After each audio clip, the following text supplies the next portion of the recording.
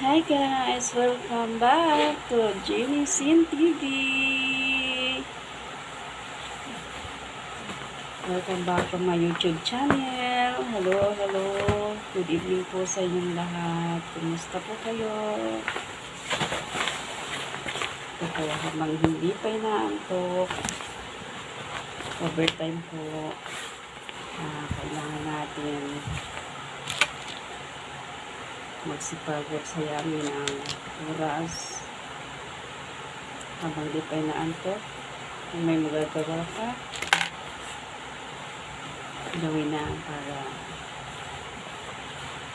makadagdag kita. As a solo parent, kailangan magsipag po tayo. Mayayaman nga po. Lalo silang nagsisipag, nagsusumika para lalong lumaman. So, kailangan po tayo mahihirap. Patuloy po tayo magsikap, lumaban para po mayroon tayong makain at makasuporta sa ating mga pangangailangan. Lagi lang po tayo magdasal, hindi po tayo magkasakit. Kaya tayong bigyan ng lakas para po hindi po tayo mawala ng income. Kasi pag nagkasakit po tayo, stop na rin po ang hanap buhay. Dahil kailangan mo magpahinga. Kaya alalay lang po, kapag ka po napapagod na, magpahinga. Huwag po natin abusuhin ang ating katawan, ang ating kalusugan. Alalay lang po tayo. Kasi ang pera madali pong kitain kahit saan.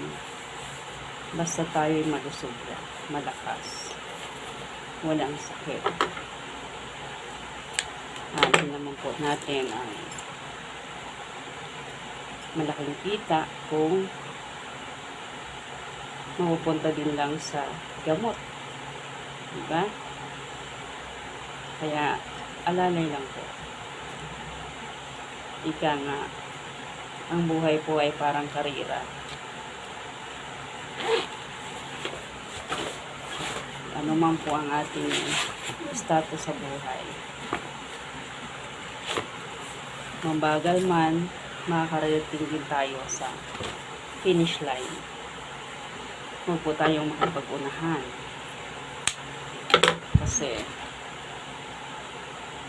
may kanya-kanya pong panahon ng bawat bagay. Kung hindi man po ngayon ang panahon para sa atin, sa ating mga inaasam sa buhay, darating po ang araw na ipagkakaloob din sa ating ni Lord Diyos. Kanya-kanya lang pong orasyon. Kaya huwag po tayong naiinggit kung ang iba ay nakarating na sa tuktok. Kasi kanya-kanya po tayo ng kumbaga assignment. At kailangan maipasa natin ang bawat pagsubok na bibigay sa atin ni Lord para tayo'y makarating sa ating karoroonan. So, lahat po ng tao lumalang sa mga trials sa buhay. At ipagpasalamat po natin yon dahil sa mga trials na yon, diyan po tayo tumitibay, tumatapang, tumatatag, tumatalino. At nakakayanan natin ang anumang unos na dumarating sa ating buhay.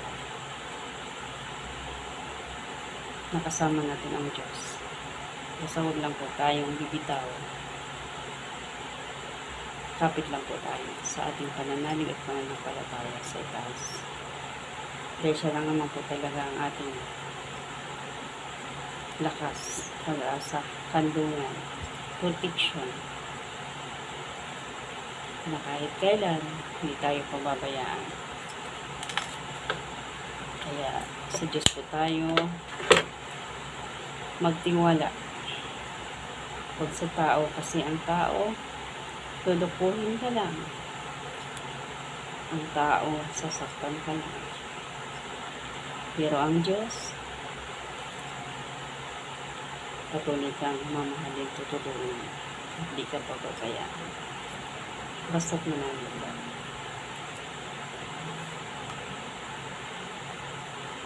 Ako sa tagal ng panahon na ako'y nag-iisa lang sa buhay, masasabi kong napakabuti ng Diyos. Dahil hindi ako pinabayaan kahit kailan. Thanks God, kasi binibigyan niya ako ng lakas araw-araw at ipinagkakaloob niya yung aking pinagdarasal, minimithi para sa aking mga sa buhay. Hindi ko po hinahangad na ako ay bigyan ng yaman, basta yung aking mamahal sa buhay ay malusog lang, walang sakit at ligtas sila sa atang kapahamakan.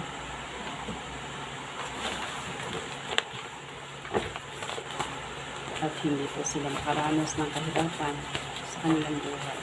Tama na yung ako lang ang nagdanas. Kaya lahat ng aking magagawa ay ginawa ko at ginagawa pa para sa ikabubuti ng aking mamahal sa buhay. Hindi ko man hinangad na suklian nila lahat ng yun, pero sana sa sarili nila ay maging susi yun ng kanilang paglampay.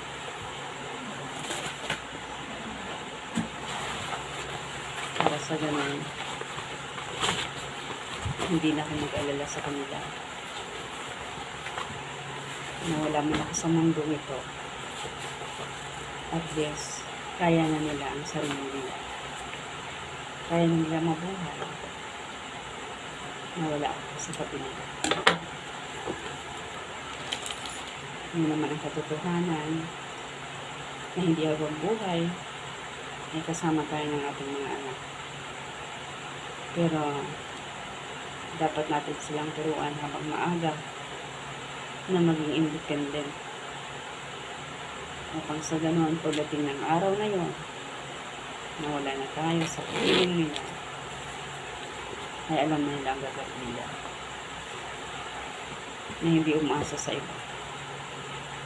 Dahil ng ibang mga tulong, kundi sarili nila. Unang-una. Tulungan ka man ng ibang tao, pero isa, dalawa, tatlo. Hanggang ganun lang. Kaya kailangan magsikat sila para sa sarili nila. Matuto silang tumayo sa kanilang sarili pa. Hindi yung umaasa sa iba. Mahirap umasa sa iba. Mahirap.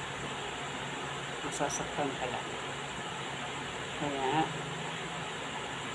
payo sa mga kabataan, makinig sa mga magulang dahil para din sa inyong kabutihan at inyong kapakanan. Ang pagpalo, pagsabay, sermo ng magulang ay hindi ibig sabihin hindi kayo mahal ng mga magulang.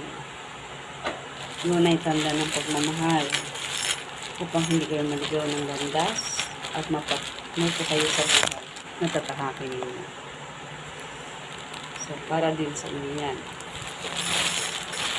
Kaya huwag kayong magtatampo o magagalit sa mga magulang ninyo. Dahil alam ng mga magulang ninyo kung gaano kahirap ang buhay na pinagdadaanan nila para lang mabigyan kayo ng magandang buhay. Paaral kayo, magkaroon kayo ng magandang kinabukasan. Maswerte kayo kasi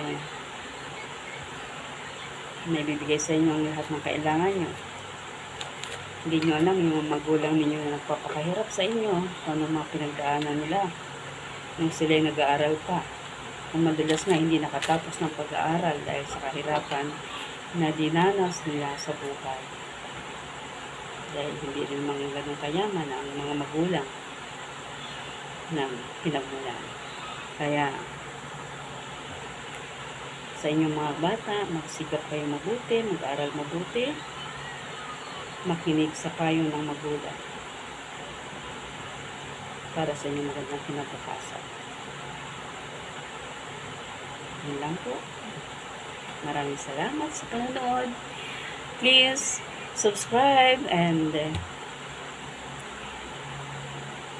patuloy niyo po panoorin ang aking mga videos. Salamat po. God bless us all. Bye!